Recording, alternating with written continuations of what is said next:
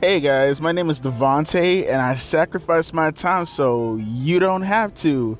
You guys want to hear a bizarre fucking story today? And yeah, it's as direct as you see it in the title. This is so bizarre. We're gonna read it together though, because I have yet to actually get full context on what Sean Rossap is talking about. You know what?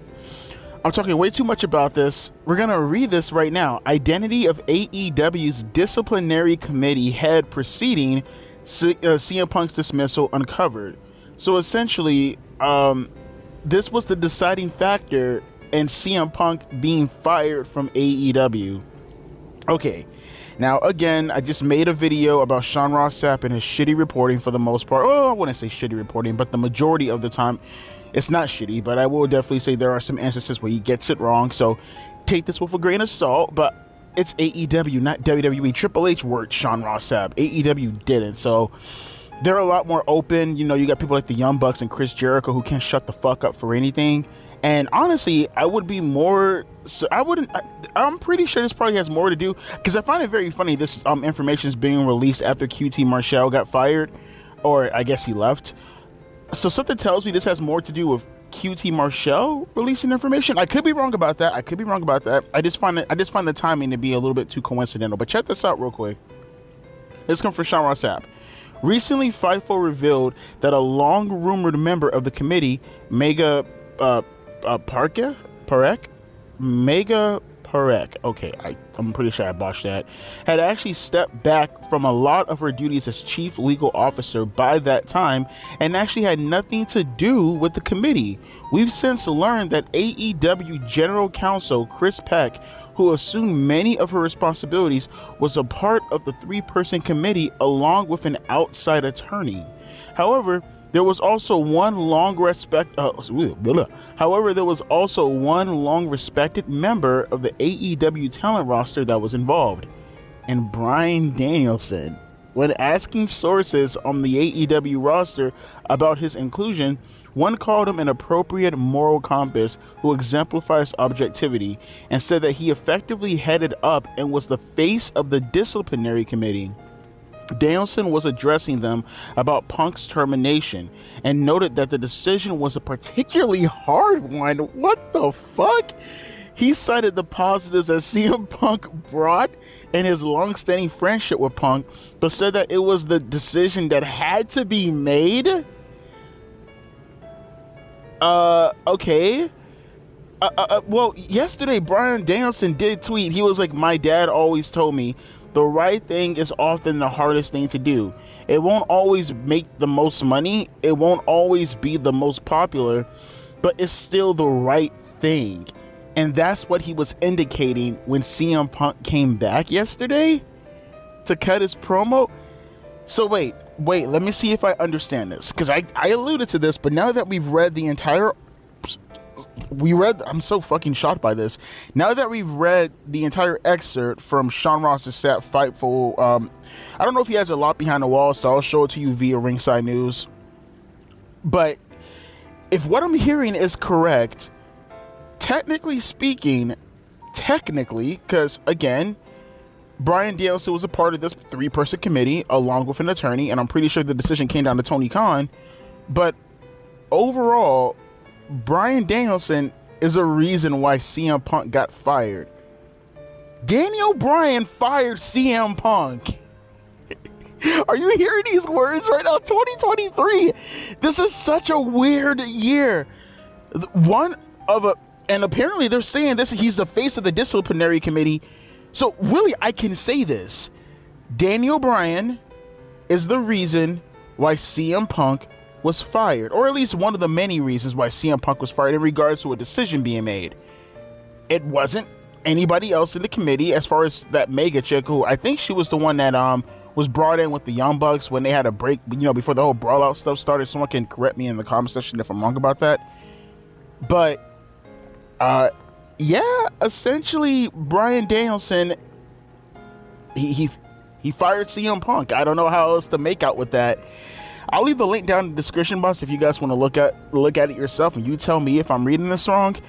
And to that, I have to say, like, AEW, bro, Tony Khan, what are you doing, bro? And this is not a knock on Bryan Danielson, although I will say there is a part of me. You know, it's funny. Ironically enough, I was talking to this crackhead earlier in the comment section. It's this dude who makes rap videos, and he, for some reason, thinks I have like this love crush on Daniel Bryan, like akin to his love crush with CM Punk. I don't know why he believes this, but he's like, you have to make a bad video about Daniel Bryan because you made a bad person about my boyfriend CM Punk. Okay, here you go. Here's another one super close to this. Okay, this is something that I'm gonna say right now. That seems very motivated. Okay. So let me see if because again, maybe it could be a coincidence. I find the timing to be ridiculous, but let me see if I understand this right. Let me see if I got this. Daniel Bryan, essentially, along with the rest of the disciplinary committee, fired CM Punk. That's what I'm being told, because they made the decision and they passed it off to Tony Khan, who made the final decision. I'm pretty sure had they said something else, Tony Khan wouldn't have fired CM Punk. So essentially, it was them. Daniel Bryan essentially spoke for the boys. So let me see if I understand this. Bryan Danielson essentially fires CM Punk, because that's what it is in the end of the day. He fires him, and he's the head. He now is the face of Collision. He's the head person on Collision. Let me see if I have this correct. You take off the face of Collision, the person who's leading for the most part. What? Because I forgot what they gave. They essentially called the Collision the CM Punk show.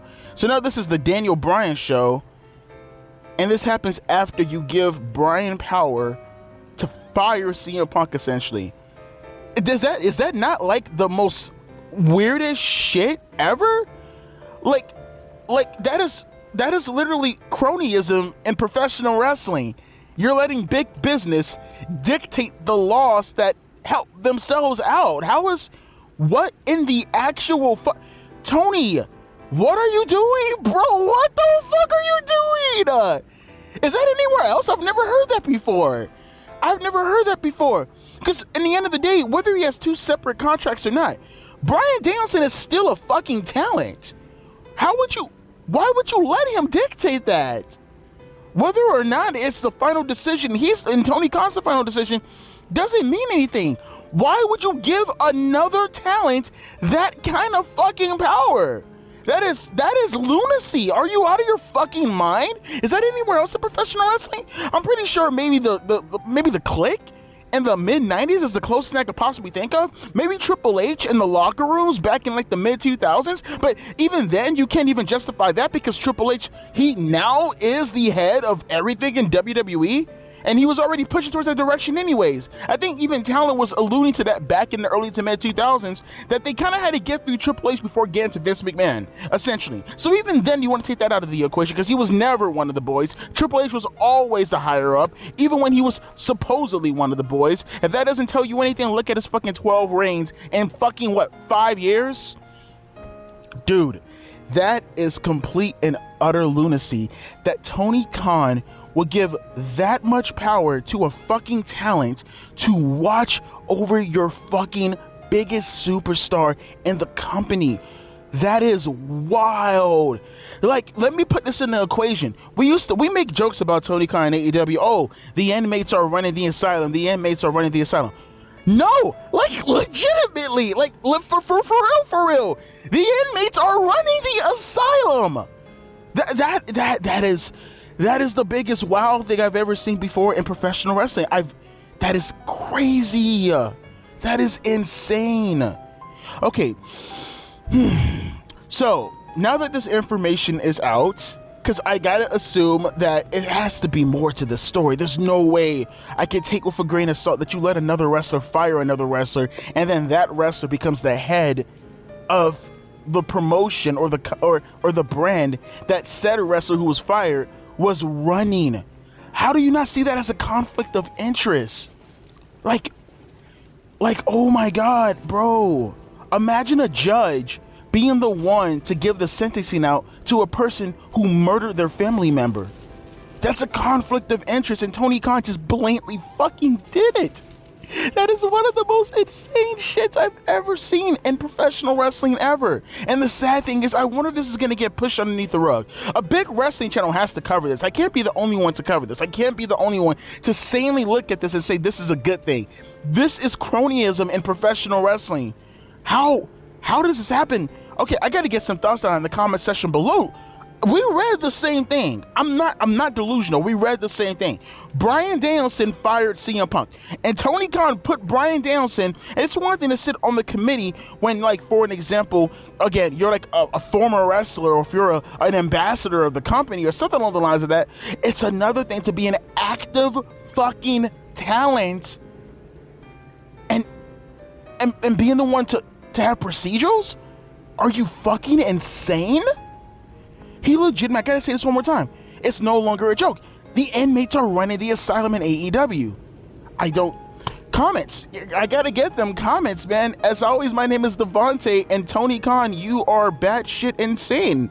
I am literally flabbergasted. I can't even, like, because usually this is something I will rant pretty strongly about, but it's so fucking insane and ridiculous to say out loud that I'm literally, I don't know how to fully wrap my mind around this, because it's just such an insane concept to fucking really. Can you imagine your parents coming to you as a child and being like, well, little Sally, your sister, we're gonna give you guys, let's say we're gonna buy you guys some presents, so you have a total of 10 presents, okay? But it's up to you to decide how many presents your sister gets and how many presents you get. Your sister, she has no say in the matter. Go for it, Sally. I know you're 6 years old, but you can have this important decision to make. How many presents does your sister get, and how many presents do you get, Sally? Go for it. That's essentially what he just fucking did.